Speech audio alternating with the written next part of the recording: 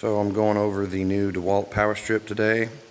Probably my favorite feature is this swiveling light. It's actually detachable as well as magnetic. You just press those two buttons. It's hard to do one-handed kind of. Pop it off and there you go, you turn it on. It's got magnets in it so you can aim it at yourself wherever you need to. It's got 8 inputs.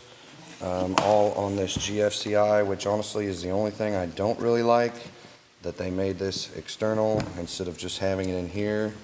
And that's just a matter of convenience. Kind of makes rolling the cord kind of weird. But it also has these dual USB inputs here, so you can charge your phone, whatever.